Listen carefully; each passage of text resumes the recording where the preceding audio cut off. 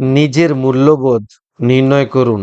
আমাদের মহাবিশ্ব যা দিয়ে তৈরি, এর মধ্যে যিনি ভগবান, একমাত্র যে সত্তা, একমাত্র যে আইন, যে যুক্তি, সব বুদ্ধিমান প্রাণীদের মধ্যে এক, আর আছে এক সত্যি। মার্কাস আরেলিয়াস।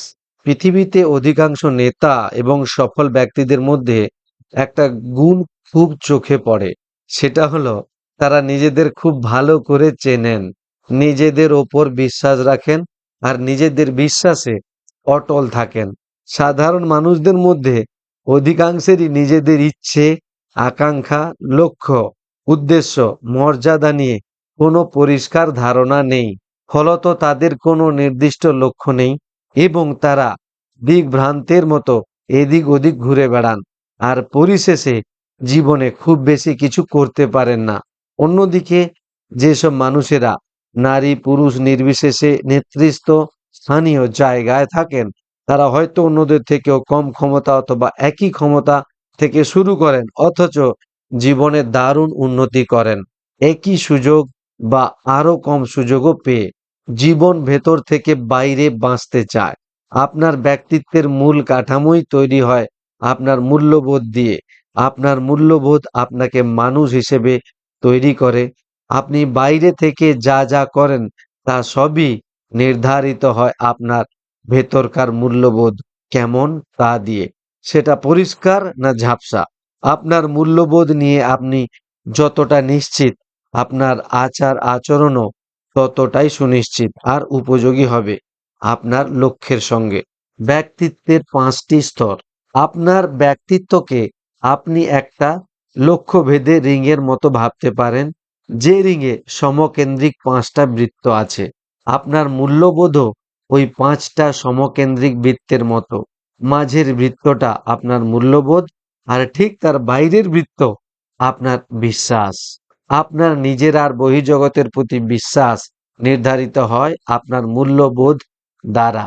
আপনার মূল্যবোধ যদি ইতিবাচক আবেগ দিয়ে তৈরি হয়, যেমন প্রেম, সমবেদনা, উদারতা, তাহলে আপনার বিশ্বাস হবে যে সকলের প্রতি একরকম প্রেম, সমবেদনা আর উদারতা দেখানো উচিত, আর অন্যদের প্রতি আপনার ব্যবহারও সেরকম হবে। সেই মতো আপনার বিশ্বাস তৃতীয় বৃত্তকে প্রভাবিত করবে। তৃতীয় বৃত্ত মানে প্রত্যাশা। আপনার যদি মূল্যবোধ ইতিবাচক হয়, তাহলে আপনি নিজেকে একজন ভালো মানুষ ভাববেন। একজন আশাবাদী, উৎফুল্ল আর ইতিবাচক মনোভাবাপন্ন মানুষ, যিনি তার লক্ষ্যে স্থির আর ভবিষ্যতের কথা ভাবেন, বেশিরভাগ ক্ষেত্রেই খুশি, সফল আর সচ্ছল হন। অ্যারিস্টটল বলেন, মানব জীবনের চূড়ান্ত লক্ষ্য বা উদ্দেশ্য হলো নিজেকে আনন্দিত রাখা। আপনি তখন সব থেকে আনন্দিত থাকেন যখন আপনার বাহ্যিক কার্যকলাপ আপনার অভ্যন্তরীণ মূল্যবোধের সঙ্গে সমকক্ষ হয়। আপনি যদি যা যা ভালো, সঠিক আর সত্য ভাবেন, তার সঙ্গে তাল মিলিয়ে নিজের জীবনকে চালনা করেন, আপনি আপনার মধ্যে আনন্দ আর ইতিবাচক ভাবনা চিন্তা বাড়বে। আপনার উদ্দেশ্য আর আপনার মূল্যবোধকে একে অপরের পরিপূরক হতে হবে। এই কারণেই আগে উদ্দেশ্য ঠিক করে নেওয়া জীবনের সর্বোচ্চ উন্নতি সাধনের আদ্যস্থল। মূল্যবোধকে স্বচ্ছ আর ঠিক রাখতে গেলে আপনাকে ঠিক করতে হবে জীবনে আপনার কাছে সবচেয়ে জরুরি কি, সেই মতো আপনি আপনার জীবনকে সাজাতে পারবেন। যদি আপনি কখনো চেষ্টা করেন এমন ভাবে বাঁচতে যাতে আপনার জীবনের সঙ্গে আপনার মূল্যবোধের সংঘাত ঘটে, তখন আপনার মধ্যে তৈরি হবে পীড়া, নেতিবাচক চিন্তা ভাবনা, মন্দগ্রহিতা, এমনকি রাগ আর হতাশাও। অতএব নিজের প্রতি আপনার প্রধান দায়িত্ব হলো নিজের মূল্যবোধকে। অ্যারিস্টটল বলেন, মানব জীবনের চূড়ান্ত লক্ষ্য বা উদ্দেশ্য হলো নিজেকে আনন্দিত রাখা। আপনি তখন সব থেকে আনন্দিত থাকেন যখন আপনার বাহ্যিক কার্যকলাপ আপনার অভ্যন্তরীণ মূল্যবোধের সঙ্গে সমকক্ষ হয়। আপনি যদি যা যা ভালো, সঠিক আর সত্য ভাবেন, তার সঙ্গে তাল মিলিয়ে নিজের জীবনকে চালনা করেন, আপনি আপনার মধ্যে আনন্দ আর ইতিবাচক ভাবনা চিন্তা বাড়বে। আপনার উদ্দেশ্য আর আপনার মূল্যবোধকে একে অপরের পরিপূরক হতে হবে।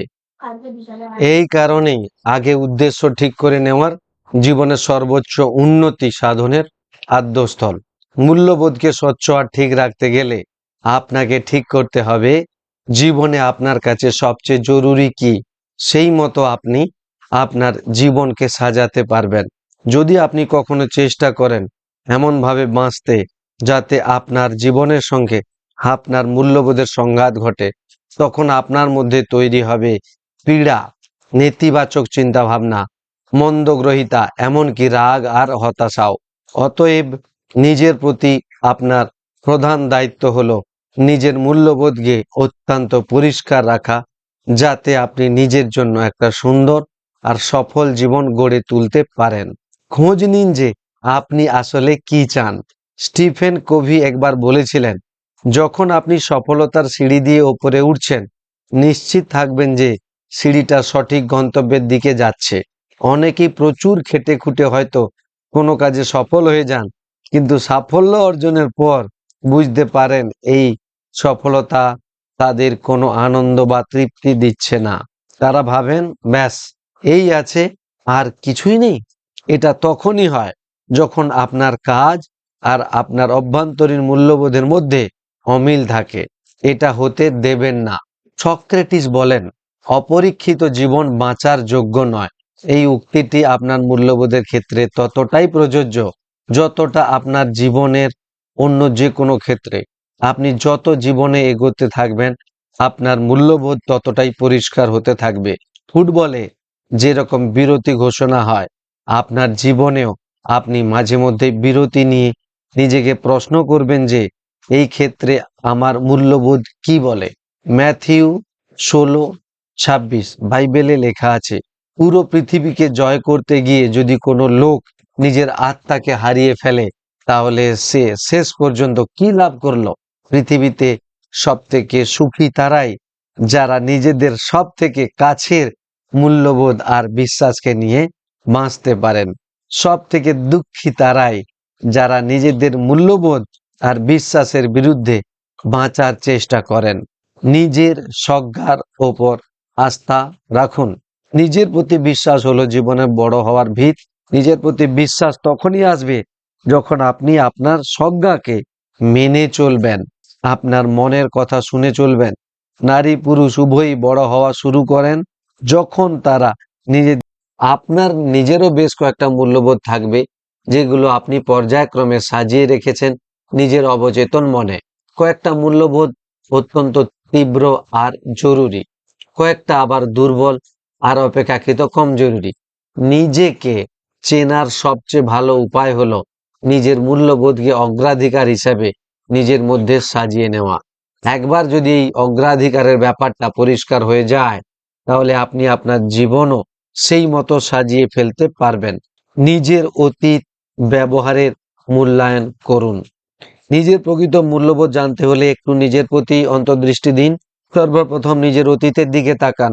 অতীতে কোনো পীড়াদায়ক পরিস্থিতিতে আপনার ব্যবহার কেমন ছিল? যখন আপনার উপর আর্থিক চাপ ছিল, আপনার টাকা আপনি কিভাবে খরচ করতেন? যখন আপনার সময়ের অভাব ছিল, আপনি নিজের সময় কিভাবে ব্যয় করতেন? এই প্রশ্নের উত্তরগুলো আপনার মূল্যবোধের প্রাধান্যের একটা ইঙ্গিত দেবে। ডেল কার্নেগি একবার বলেছিলেন, আমাকে যদি বলা হয় একজন মানুষ কখন নিজেকে সবচেয়ে বেশি গুরুত্বপূর্ণ মনে করেন, তাহলে আমি সেই মানুষের সারা জীবনের দর্শন কি সেটা বলে দিতে পারবো। আপনার নিজেকে সব থেকে বেশি গুরুত্বপূর্ণ কখন মনে হয়? আপনার আত্মসম্মান কিসে বাড়ে? আপনার আত্মমর্যাদা আর ব্যক্তিগত গর্ব কিসে বাড়ে? আপনি আজ অবধি কি এমন করেছেন যাতে আপনি সব থেকে বেশি গর্ববোধ করবেন আর তৃপ্ত হন? এই প্রশ্নগুলোর উত্তর আপনার নিজস্ব মূল্যবোধ সম্পর্কে একটা ভালো ধারণা দেবে। নিজের মনের আকাঙ্ক্ষা নির্ধারণ করুন। আধ্যাত্মিক গুরু এমেট ফক্স নিজের মনের আকাঙ্ক্ষা নির্ধারণ করার প্রয়োজনীয়তা নিয়ে বলেছিলেন, আপনার মনের আকাঙ্ক্ষা কি? আপনার মনের একেবারে অন্তঃস্থলে কি হচ্ছে বা কি ইচ্ছে আপনার আকাঙ্ক্ষা আছে যেটা আপনি পূরণ করতে চান? অন্যভাবে বলতে গেলে, যেভাবে আমার এক বন্ধু বলেন, কিসের জন্য আপনি বিখ্যাত হতে চান? আপনার অবর্তমানে লোকেরা আপনাকে কি জন্য স্মরণ করবে বলে আপনি চান? আপনার মৃত্যুর পর লোকেরা আপনার সম্বন্ধে কি বলবে? বা ভাববে আপনার স্বজনেরা, বন্ধু বান্ধব, আত্মীয়রা আপনাকে কি জন্য মনে রাখবেন বলে আপনি চান? আপনার সম্বন্ধে লোকেরা কি বলুক আপনি চান? আজকের দিনে আপনার কি বা কিরকম খ্যাতি আছে? ভবিষ্যতে আপনি কিরকম খ্যাতি চান? সেরকম খ্যাতি পাওয়ার জন্য আজ আপনি কি করছেন? আপনার অতীত কিন্তু আপনার ভবিষ্যৎ নয়। অনেকেরই বেড়ে ওঠার সময় অনেক তিক্ত অভিজ্ঞতা হয়। অনেকেই অল্প বয়সে খারাপ সময় দিয়ে যান আর ভুল লোকের সংস্পর্শে আসেন। তারা নানা অসামাজিক বা বেআইনি কাজে জড়িয়ে পড়েন। কেউ কেউ তো আইন ভাঙে জেলে অবধি যান। কিন্তু জীবনে একটা সময় এসে তারা নিজেদের পরিচয় হবে, ভবিষ্যতে নিজেরা কি করবেন তা নিয়ে এরা গভীরভাবে চিন্তা করেন। তারা ঠিক করেন নিজেদের মূল্যবোধে বদল এনে নিজেদের জীবনেও বদল আনবেন। এরকম বদলের সিদ্ধান্ত নিয়ে আর তা কার্যকরী করে তারা জীবনের বদলে ফেলেন। আর যেটা অন্যেরা পারেন আপনিও পারবেন। মনে রাখবেন, আপনি কোথায় ছিলেন বা কোথা থেকে আসছেন সেটা জরুরি নয়। জরুরি হলো আপনি কোথায় নিজেকে নিয়ে যাচ্ছেন। আপনি যদি সব দিক দিয়েই একজন বিশিষ্ট ব্যক্তি হন, তাহলে অন্যদের প্রতি আপনার আচরণ কেমন হবে? অন্যদের সঙ্গে দেখা হওয়ার বা কথা বলার পর আপনার সম্বন্ধে তাদের কি ধারণা হয়? ধরে নিন আপনি যদি অত্যন্ত চমৎকার লোক হতেন, তাহলে আজকে আপনি থেকে সেই চমৎকার আপনি কতটা আলাদা হতেন? আপনি নিজেকে কতটা পছন্দ করেন? মনস্তত্ত্ব মতে আপনার আনন্দের সীমা ধার্য হয় আপনার আত্মমর্যাদা বোধ দিয়ে। আত্মমর্যাদা হলো আপনি নিজেকে কতটা ভালোবাসেন। আপনার আত্মমর্যাদা বোধ আবার আপনার নিজের সম্বন্ধে কি ধারণা আছে তা দিয়ে। আপনি নিজের সম্বন্ধে যা ভাবেন আর যা দেখেন, যেভাবে আপনি অন্যদের সঙ্গে কথাবার্তা বলেন, সেটা দিয়েই আপনার নিজের সম্বন্ধে ধারণা কি সেটা বোঝা যায়। আপনার নিজের সম্বন্ধে ধারণা আবার গঠিত হয় আপনি যা যা আদর্শ মেনে চলেন তা দিয়ে। আপনার আদর্শ তৈরি হয় আপনার গুণাবলী, মূল্যবোধ, আকাঙ্ক্ষা, আশা, স্বপ্ন আর আপনার উচ্চাভিলাষ দিয়ে। মনোবিদরা যা আবিষ্কার করেছেন তা হলো আপনার তাৎক্ষণিক ব্যবহার যতটা আপনার আদর্শ ব্যবহারের সঙ্গে মেলে, আপনি ততই নিজেকে পছন্দ করেন, নিজেকে সম্মান করেন আর ততই আপনি খুশি থাকেন। অপরদিকে আপনি যেই এমন ব্যবহার করেন যেটা আপনার আদর্শ ব্যবহারের সঙ্গে অসঙ্গত, ততই আপনি নিজের সম্বন্ধে একটা নেতিবাচক ধারণা তৈরি করেন। আপনি নিজেই ভাবেন যে আপনি যতটা ভালো করতে পারতেন বা পারেন ততটা আপনি করছেন না বা করেননি। অন্তত আপনার আদর্শ ব্যবহারের থেকে আপনি খারাপ ব্যবহার করেছেন। ফলত আপনার আত্মমর্যাদা আর আনন্দের মাত্রা দুই কমে যায়। যাই করবেন নিজের শ্রেষ্ঠটা দিয়ে করুন। যে মুহূর্তে আপনি চাল চলন হাব ভাব আপনার সর্বোচ্চ মূল্যবোধের সঙ্গে মিলিয়ে করতে থাকেন, আপনার আত্মমর্যাদা উন্নত হয়ে যায়, নিজের সম্বন্ধে ধারণা আরো ভালো হয়ে ওঠে আর আপনি নিজের এবং আপনার পারিপার্শ্বিক পরিস্থিতি সম্পর্কে আরো বেশি খুশি হয়ে ওঠেন। উদাহরণস্বরূপ, যখন অন্য কেউ আপনার প্রশংসা করেন বা কোনো কাজের জন্য আপনাকে কোনো পুরস্কার দেওয়া হয়, আপনার আত্মমর্যাদা বেড়ে যায়। কয়েক ক্ষেত্রে তো মারাত্মকভাবে বেড়ে যায়। আপনি নিজেকে নিয়ে খুশি থাকেন। আপনার মনে হয় যে আপনার সারা জীবন আপনার মূল্যবোধের সঙ্গে তাল ছন্দ মিলিয়ে চলছে আর আপনি আপনার সর্বোচ্চ মূল্যবোধের সঙ্গে সাযুজ্য রেখে আপনার জীবন এগিয়ে নিয়ে চলেছেন। আপনার নিজেকে গুরুত্বপূর্ণ আর মূল্যবান মনে হবে। আপনার উদ্দেশ্য হওয়া উচিত ক্রমান্বয়ে ভেবে চিন্তে নিজের পারিপার্শ্বিক পরিস্থিতিকে এমনভাবে গড়ে তোলা যাতে আপনি যাই করেন না কেন আপনার আত্মমর্যাদা খালি বাড়তেই থাকে। আপনার এমনভাবে চলা উচিত যেন আপনি ভবিষ্যতে যে চমৎকার মানুষটা হতে চান তা আপনি ইতিমধ্যে হয়ে গেছেন। আপনার বিশ্বাসকে নির্ণয় করুন। আপনার কাজ আর পেশার প্রেক্ষিতে আপনার মূল্যবোধ কি? আপনি সততা, সৎকর্ম, নির্ভরশীলতা, সৃজনশীলতা, সহযোগিতা, উদ্বেগ, উচ্চাকাঙ্ক্ষা আর অন্যদের সঙ্গে চালাতে বিশ্বাসী। যেভাবে মানুষেরা উপরোক্ত মূল্যবোধ নিয়ে চলেন, তারা তাদের কর্মক্ষেত্রে দারুণভাবে সফল আর সম্মানিত।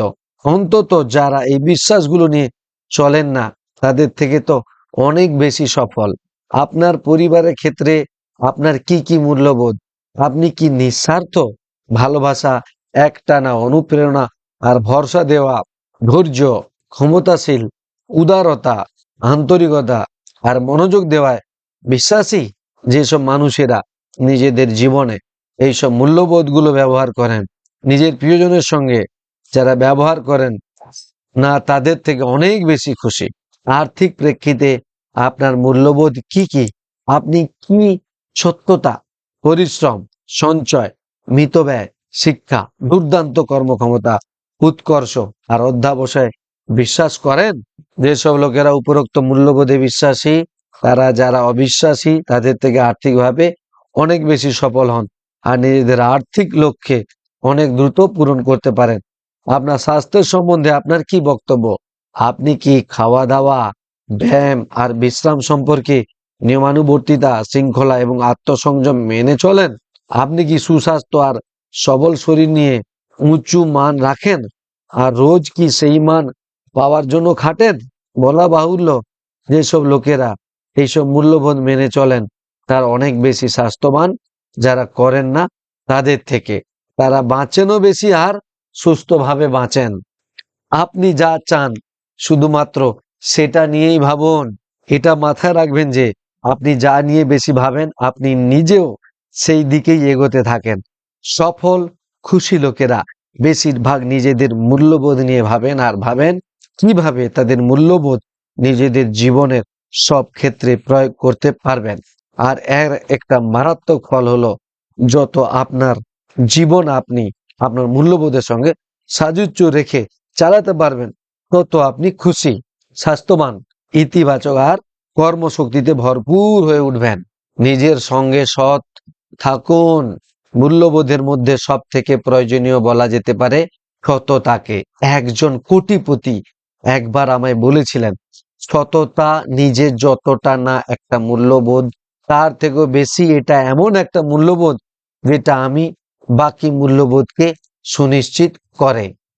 এইটা আমার জন্য একটা মারাত্মক অন্তর্দৃষ্টি।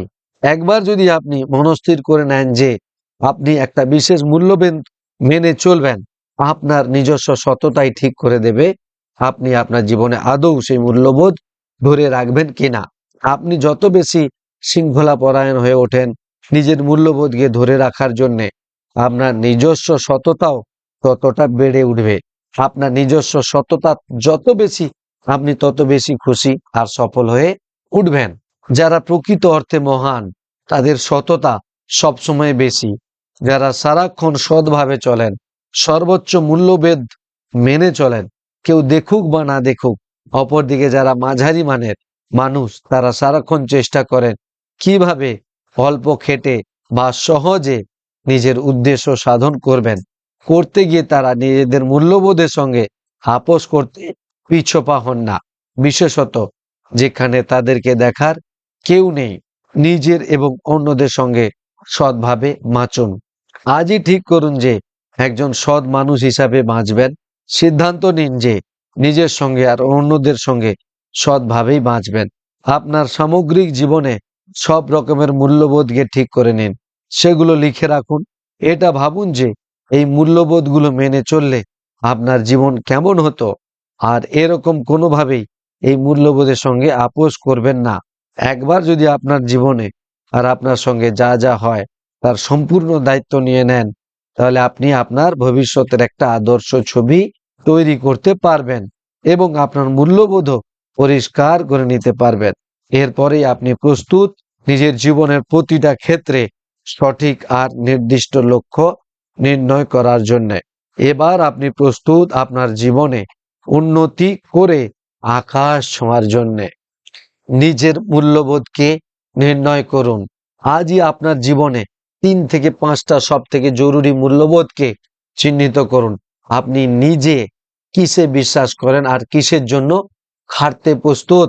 আপনার পরিচিতের মধ্যে আপনার কি গুণ আর মূল্যবোধের জন্য আপনার সুনাম আছে। অন্যদের সঙ্গে আপনার সম্পর্ক কোন মূল্যবোধের উপর দাঁড়িয়ে বা প্রভাবিত। পয়সা কড়ি আর আর্থিক সফলতার দিক দিয়ে আপনার মূল্যবোধ কি? এই মূল্যবোধগুলো কি আপনি আপনার দৈনন্দিন জীবনে প্রয়োগ করছেন? আপনার চোখে একজন আদর্শ মানুষের বর্ণনা কি? আপনার যদি নিজস্ব কোনো বাধা না থাকতো, তাহলে আপনি নিজেকে কি রকম ভাবে একজন আদর্শ মানুষ হিসাবে গড়ে তুলতেন? আপনি আপনার মৃত্যুর পর আপনার আত্মীয় স্বজনের কাছে যেভাবে পরিচিত বা যেভাবে তাদের স্মৃতিতে থাকতে চান, সেটা একটা কাগজে লিখে রাখুন। আপনার নিজের ব্যবহারে আপনি কি বদল আনতে চান, যাতে আপনি আপনার মূল্যবোধের সঙ্গে বেশি সাযুজ্য বা সামঞ্জস্য রেখে চলতে পারেন।